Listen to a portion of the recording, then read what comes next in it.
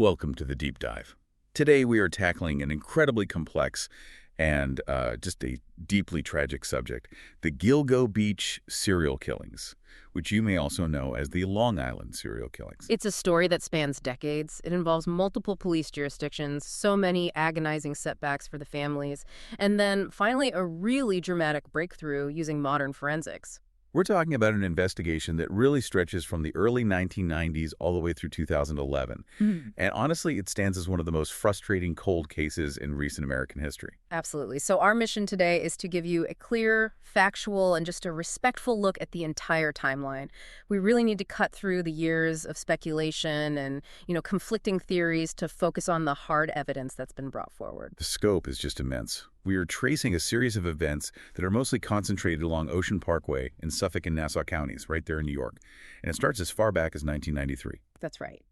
What began as a search for just one missing person, a young woman named Shannon Gilbert, ultimately uncovered the remains of 10, maybe even 11 or more individuals. And those initial discoveries, the ones in late 2010 and early 2011, they revealed a horrifying scale to this tragedy. And now, of course, the case has entered this profound new phase. We've seen the arrest and the subsequent indictment of Rex Heuermann, who is a resident of Massapequa Park and, by trade, a Manhattan architect. Right. And between July 2023 and the end of 2024, Heuermann was charged in connection with 7 of these murders. So for our deep dive today, we want to structure this to follow the facts. We'll start with the event that really forced law enforcement to confront this hidden horror, the disappearance of Shannon Gilbert. To really understand the gravity of this case, you have to start there. We have to focus on the victims and the difficult path of the investigation, beginning with the person who unwittingly, opened this terrible chapter. So let's start there. Shannon Gilbert was just 24 years old. She vanished in the early hours of May 1st, 2010. She was working as an escort in Oak Beach, Long Island, which is a very secluded, gated community. And the sources that detail her final moments, they paint this just harrowing picture, and it's captured almost entirely through one piece of evidence. That disparate 911 call. Exactly. The call came in at 4:51 a.m. Shannon was panicked. She was frantic. She was telling the dispatcher that someone was, quote, after her. And trying to kill her. Trying to kill her. She was calling from inside the residence of her client, a man named Joseph Brewer, but she didn't stay there. The police records show she just fled that house in a terrified state. She just ran, and the sources detail her flight path. She tried to get into another nearby home. Gus Coletti, a resident, he let her inside for a moment, but when he tried to get her to stay put so he could call the police, she just bolted again. And she was last seen by another neighbor, Peter Hackett, banging on his door, screaming for help, and then she just disappeared into the night, into that vast, unforgiving marshland that borders Ocean Parkway. The search for her started right away, but it was really hampered by that dense terrain. It took 19 months. 19 months. All the way until December 2011 for searchers to finally find her remains. She was found in a thick tidal marsh, about half a mile from where she was last seen. And this right here, this is the first major point of controversy in the entire case. So crucial to understand because it's what created such a distrust between the family, the public, and the police. Her official cause of death. It has been intensely contested from the start. So what was the official ruling? Well, it's complicated. In May 2012, the Suffolk County medical examiners ruled her death was likely an accidental drowning. They said she probably succumbed to the elements in the marsh. But the final document listed the cause of death as undetermined. And that ambiguity immediately fueled skepticism. It just didn't sit right with her family. And that skepticism, it was reinforced by the findings of an independent autopsy. Shannon's mother, Murray Gilbert, who fought so tirelessly, she arranged for a private examination. That was with the forensic pathologist Michael Baden in September 2014. And what did Baden find that challenged the police narrative of an accident? Baden's findings were deeply unsettling. He found damage to Shannon Gilbert's hyoid bone. Which is a small U-shaped bone in the neck. Exactly. And it's often fractured or damaged in cases of manual strangulation. Now, this injury doesn't definitively prove strangulation, but it certainly raises a substantial red flag. It makes that accidental drowning ruling highly questionable. On top of that, Baden also noted the position of her body. She was found face up in the marsh. Which is not the common position for a drowning victim. They usually end up face down. So all these details led Shannon's mother, Maury, who became this fierce advocate for all the victims, to firmly believe that her daughter was murdered by a serial killer. She was very critical of the police for their refusal, initially, to treat it as a homicide. And the struggle for transparency was so long and difficult. The police initially withheld that crucial 9/11 recording. For years. For years. It took a New York State Supreme Court order in May 2020 to even mandate its release. And the tape finally came out in May 2022. The fact that investigators kept that critical piece of audio, Shanann's last moments, hidden for so many years, really speaks volumes about the early hurdles in the investigation. It does, and maybe even some internal disagreements about where the case was going. So while the police were internally debating what happened to Shanann, the search for her led to this shocking discovery that just shifted the entire landscape of the investigation. This brings us to December 2010, and the discovery of the group that became known as the Gilgo 4. The search method changed everything. Investigators started using specific FBI crime data, which suggested that body disposal sites often cluster near accessible roadways, even if they're hidden by dense vegetation. And that shift in strategy was absolutely key. An officer named John Malia and his cadaver dog, Blue, had searched for months in 2010 with no success. They came back in December to the shoulder of Ocean Parkway near Gilgo Beach. And the dog, Blue, he alerted on a scent, pushed through the thick, winter-covered scrub brush. And that led to the first remains, a skeleton wrapped in deteriorating burlap. This was later identified as Melissa Barthelemy, and once that initial discovery was made, investigators just saturated the area. They quickly found 3 more sets of human remains, all clustered remarkably close together. All within about 500 feet of each other. It's an incredibly small area. This concentrated burial site revealed the pattern of the killer, or at least the killer's pattern, during that specific time frame. These 4 women, Maureen Brainerd Barnes, Melissa Barthelemy, Megan Waterman, and Amberlynn Costello, became known as the Gilgo 4. We really need to honor each of their stories here. Let's start with Maureen Brainerd Barnes. She was 25. She disappeared first, way back in July 2007. She was a mother of 2 from Norwich, Connecticut. And the tragic context here is that she traveled to New York City and returned to sex work, advertising on Craigslist, in a desperate attempt to earn enough money to save her house.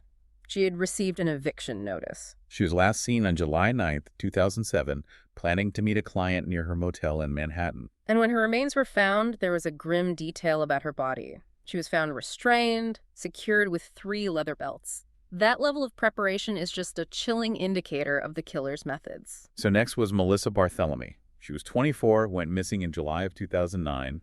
She's living in the Bronx. And her disappearance wasn't just silent. It was followed by this prolonged, sinister act of psychological cruelty that targeted her family. The details of those phone calls are absolutely chilling. They really underscore the specific sadism involved in this case. For 5 weeks after Melissa's disappearance, her 15-year-old sister received a series of phone calls. They're described as vulgar, mocking, insulting. And the caller, who police believe was the killer, was using Melissa's own cell phone. Yes. He tormented her younger sister. He asked if she was a whore like her sister, and then eventually he just callously stated that Melissa was dead and that he was going to watch her rot. Police tried to trace those calls. They pinged from several locations in Manhattan near Madison Square Garden and Midtown, and then later traced to Massapequa on Long Island. That geographical spread of the calls provided some of the earliest clues about the perpetrator's movements. It linked the case to both the city and Long Island's South Shore.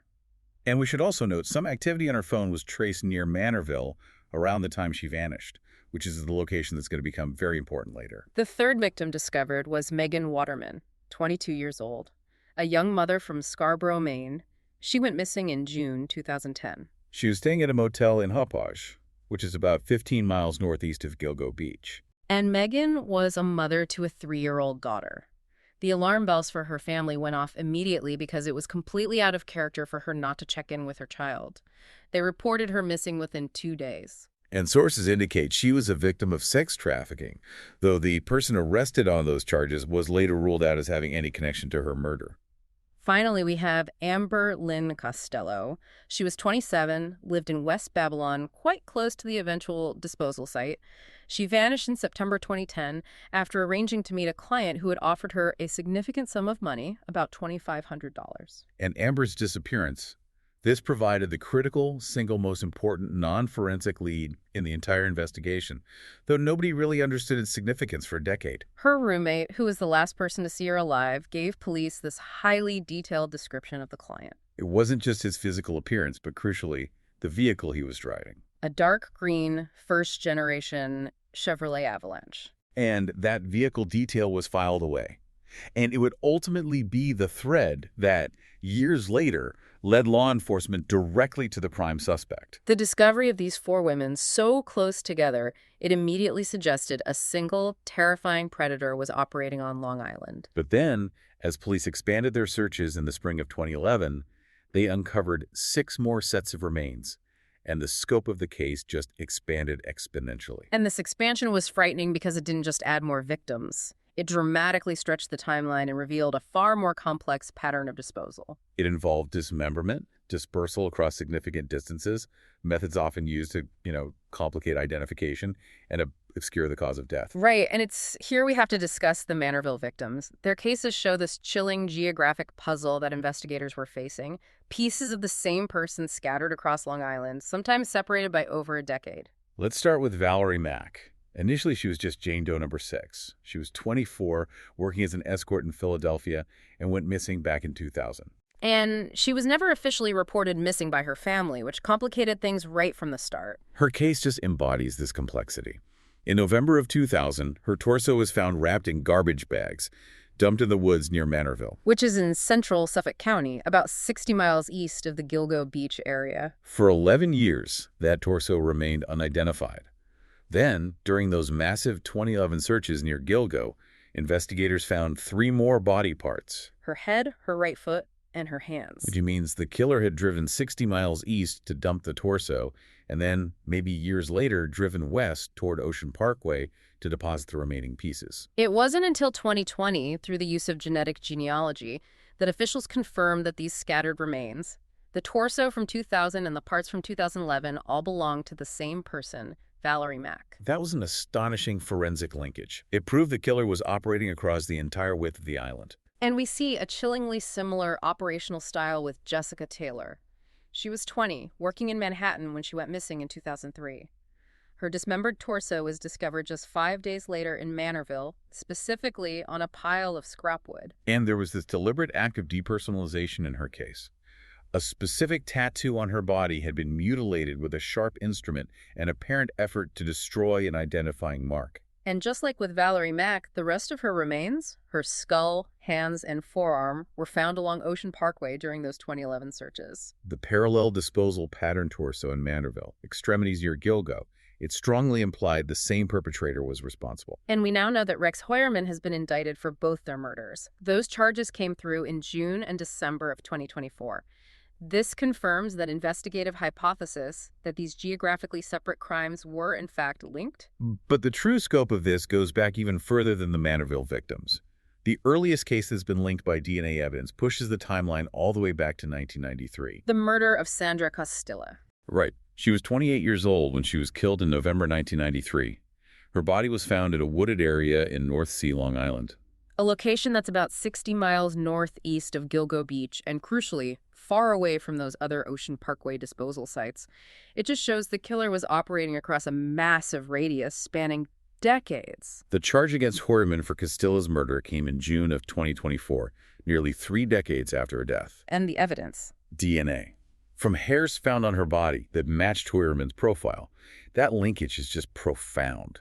It expands the scope of the case by almost 14 years from the first of the Gilgo 4 victims. We also have to address the deeply sad case of the mother and child, a narrative woven together from fragmented remains discovered years apart. This involves Tanya Jackson, who was nicknamed Peaches, and her daughter, Tatiana Dykes, who was known for years as Baby Doe. Tanya Jackson was a U.S. Army veteran who served in the mid-90s. Her dismembered torso was found in June of 1997. It was inside a green plastic Rubbermaid container in Hempstead Lake State Park, about 10 miles west of Jones Beach. And the torso had this very distinctive peach tattoo, which is how she got the nickname. Her daughter's skeletal remains were found 14 years later in April 2011 during the Gilgo searches.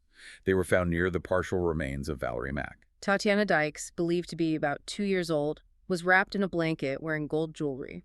The separation of mother and child and the distance between where their remains were found, it just highlights the killer's calculated and cold disposal methods. It took years of intense DNA analysis. By 2016, DNA confirmed the torso found in 1997 and other remains belonged to the same person. Further testing confirmed Peaches was the mother of baby Doe. And their identities were publicly announced in April 2025 as Tanya Janice Jackson and Tatiana Marie Dykes. This linkage just underscores how modern genealogy is often the only way to solve these fragmented cold cases. And then there are two more victims who highlight the challenging forensic effort: Karen Vergata and the individual known only as Asian Doe. Karen Vergata. She was referred to for years as Fire Island Jane Doe, or Jane Doe number 7. She was 34 when she went missing around February 1996 in Manhattan. Her remains were just scattered by water and time. Her severed legs were found in a garbage bag on Fire Island in 1996. And then 15 years later, her skull and teeth were recovered across the Great South Bay at Gilgo Beach in Nassau County during those massive 2011 searches. The hypothesis is that her legs were carried by the currents to Fire Island after the body was dumped, which reflects just how dynamic the environment of these disposal sites was. And just like Valerie Mack, it was genetic genealogy that finally gave her name back in 2023, 27 years after she disappeared. This technology wasn't just identifying the killer, it was doing the essential, painstaking work of identifying the victims first. Finally, we have Asian Doe. This individual's remains were found in April 2011 near the Gilgo 4. Forensics determined this victim was biologically male but was found wearing women's clothing, which led investigators to consider they may have been a transgender woman or a crossdresser. The forensic details are very specific. They suffered blunt force trauma, were missing 4 teeth, and were likely of Han Chinese ethnicity, between 17 and 23 years old. This victim had been deceased for 5 to 10 years when discovered. The difficulty in identification led authorities to release updated composite renderings in September 2024, showing both a male and a female-presenting version, hoping to generate new leads. The sheer number of victims, this vast geographic spread, from Manorville to North Sea to Fire Island, and the long timeline, coupled with that initial refusal by some key figures to involve federal resources, it all meant this investigation was just paralyzed for years. The obstacles were tremendous. When you look back, the single largest roadblock seems to have been the political and personal friction within law enforcement. And the most damning example of that involves the former Suffolk County Police Chief James Burke. Burke's alleged actions severely hampered the early stages of the investigation. He was widely reported to have actively blocked the FBI from officially joining the Gilgo Beach case for years. This intentional obstruction meant the investigation was deprived of the FBI's immense forensic and analytical resources during those critical initial months and years. Just think about the impact of that. Critical evidence may have degraded or been mishandled, and inter-county coordination was certainly compromised. It wasn't until December 2015, the day after Burke was indicted in a completely unrelated matter, that the FBI was finally allowed full access to the case files and the crime scenes. Before the FBI joined, police had developed an early profile back in 2011. It suggested the killer was likely a white male, mid-20s to mid-40s, familiar with the South Shore of Long Island, and had access to the specific burlap sacks used to wrap some of the remains. And that profile proved remarkably accurate in retrospect, but it wasn't enough to secure an arrest for many, many years. The public release of a key piece of evidence in 2020 injected some new life into the stalled investigation. That was the leather belt found near Ocean Parkway. Yes, the belt with the embossed letters H, M, or WH, depending on how you looked at it. Police publicly stated they believed this belt was handled by the perpetrator and did not belong to any of the victims. The hope was this distinctive item would trigger a memory or a lead from the public. And while the belt was an important investigative tool, the true, unexpected breakthrough that led investigators directly to Rex Heuermann wasn't the belt. It wasn't new DNA initially. It was that crucial yet overlooked piece of witness testimony from all the way back in 2010. That witness was Amber Costello's roommate, who provided the description of the client and his vehicle shortly after she disappeared. The dark green first-generation Chevrolet Avalanche. Exactly. Police started re-examining that Avalanche description in 2022. They began cross-referencing this specific, relatively unusual vehicle with records across the South Shore. And that search led them directly to Rex Heuermann. He was 59 at the time of his arrest in July 2023. He lived in Massapequa Park, which placed him exactly in the geographical heart of the police's focus area on the South Shore. And he was a professional architect who worked in Midtown Manhattan, which aligned him with the call locations that were linked to Melissa Barthelomy's phone. Once that vehicle linked to Heuermann, the comprehensive forensic and digital investigation began. and it created this undeniable chain of evidence. Let's talk about those forensic links, starting with the DNA, which is arguably the most crucial scientific element. Right, so investigators managed to obtain a mitochondrial DNA sample from Hoyerman, but it was from a pretty unconventional source. That source was a discarded pizza crust. Investigators successfully got a sample of his DNA from a pizza crust he threw into a public trash can. This DNA was then analyzed for a mitochondrial DNA, or mtDNA, profile. Okay, so why focus on mtDNA here rather than the standard nuclear DNA? That's a great question, and it's a key technical point for understanding modern cold cases. Nuclear DNA is unique to every individual. It provides a definitive match, but it degrades really rapidly. Especially in environmental conditions like these. Exactly. But mitochondrial DNA is much more robust. It survives decay far longer, which makes it the hero in older fragmented cases like Gilgo Beach. The downside is that it's inherited from the mother, so it can only narrow the suspect pool to a maternal line, not a single person. But in this case, the mtDNA from the pizza crust did match the mtDNA profile extracted from a hair found on the burlap wrapping of one of the victims. And that match was enough to narrow the focus entirely onto Hoyerman. But then the digital evidence provided the timeline and the corroboration. Before we get to that, there was a second, equally compelling DNA link found at the scene that tied back directly to the Hoyerman household. Yes. This involved hair samples found on or near 3 of the victims. Investigators took trash samples from the Hoyerman residence and got DNA from his wife. The samples matched hair found at the crime scenes. Now, the fact that the wife's DNA was found on the victims initially sounds confusing, but investigators were very clear about the context. They explicitly stated in court documents that cell phone and financial records placed Hoyerman's wife and children out of state during the times the killings are believed to have happened. This suggests that the husband, acting alone, may have transferred the hair from his home onto the victims, either through his clothing or his vehicle when his family was away. And there was more. DNA found on one of the leather belts used to restrain Maureen Brainerd Barnes was also determined to match the DNA of Hoyerman's wife. Which, again, points strongly toward the transfer of household DNA by the perpetrator. So beyond the physical evidence, the digital footprint created this airtight timeline of obsession and presence. Investigators successfully used cell phone records to link Hoyerman's movements directly to 3 of the 4 Gilgo 4 victims at critical times. And this digital evidence didn't stop at physical location.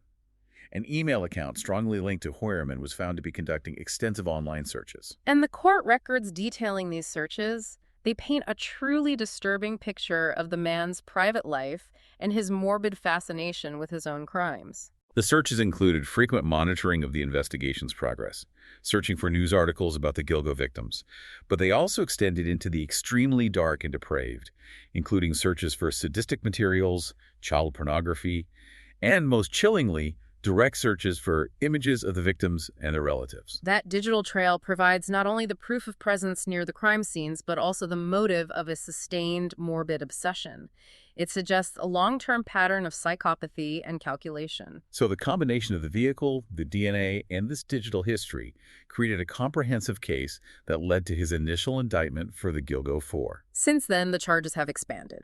He was initially charged with the murders of 3 of the Gilgo 4, then later charged with the 4th, Maureen Brainerd Barnes, in January 2024. Then came the charges for Sandra Castilla, Jessica Taylor, and Valerie Mack throughout 2024, bringing the total number of charged murders to 7. The comprehensiveness of the evidence now linking him to victims across a 2-decade span and multiple disposal sites really solidifies the police theory of a single, highly active serial killer. However, as we review the totality of the Gilgo Beach case, we have to acknowledge a critical complexity factor, the existence of other potential actors in the same area, which leads us to briefly mention John Bittrolff. John Bittrolff is a Suffolk County resident, a carpenter, who was convicted in 2017 for the murders of 2 other sex workers, Rita Tangradi and Colleen McNamee, whose bodies were found back in 1993 and 1994. And his profile and geography show this really unsettling overlap.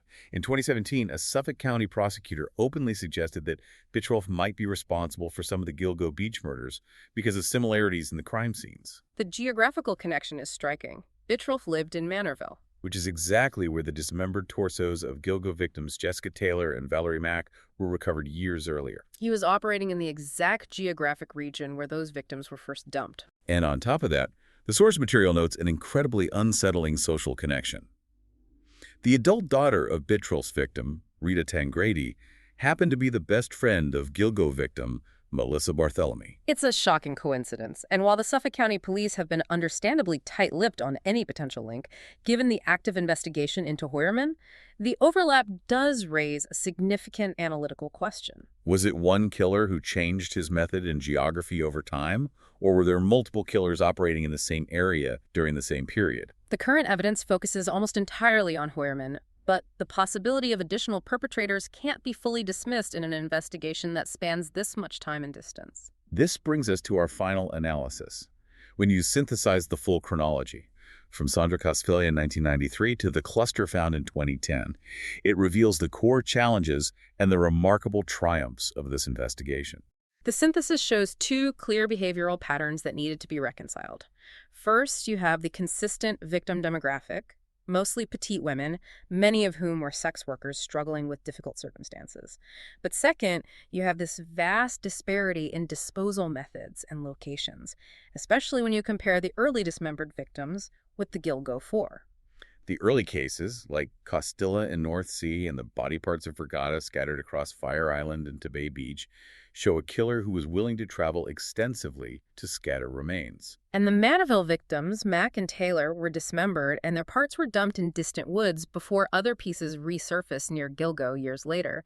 That suggests a sophisticated, geographically expansive plan in the 90s and early 2000s. And you contrast that with the Gilgo Four Brainerd Barnes, Barthelemy, Waterman, and Costello. Their bodies were found intact and tightly clustered in one specific limited section of the parkway in 2010. It's a marked change in disposal behavior, and it's fascinating. Was this due to increased confidence, maybe arrogance, or was it increased risk-taking leading to less careful disposal? We don't know. Looking back at the decades it took to reach Hoyerman's arrest, we have to emphasize the immense scientific and investigative journey. It was a failure of immediate policing coupled with a triumph of patience and technology. The ability to identify victims like Valerie Mack and Karen Vergata decades after their deaths hinged entirely on the advent of forensic genetic genealogy.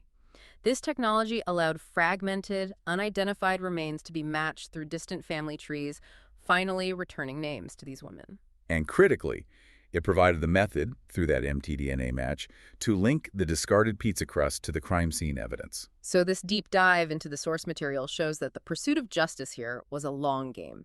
It demanded overcoming major institutional obstacles like James Burke's obstruction, and it relied on the patient preservation of fragmented evidence until the scientific tools were finally capable of catching up. The most critical information often lay dormant, just waiting for that unique combination of an old witness description and cutting-edge DNA analysis. The sheer scope of this case, spanning 2 decades, 3 major counties, and involving every type of forensic evidence you can imagine, from digital geofencing to mitochondrial DNA, it illustrates the immense complexity involved when law enforcement tries to reconcile modern technology with cold, fragmented evidence from the past. And this case is far from closed. There are ongoing investigations into other potential victims and, of course, the upcoming legal proceedings for Hoyerman. And so you are ultimately left with the chilling question of whether the pursuit of justice, often delayed by years or even decades, will ever fully clarify the fate of every life lost along this grim stretch of Long Island. The truth about every victim involved in this massive, multi-county investigation is still unfolding, and that quest for answers, though it's advanced, it continues. Thank you for joining us for this intense deep dive into the sources.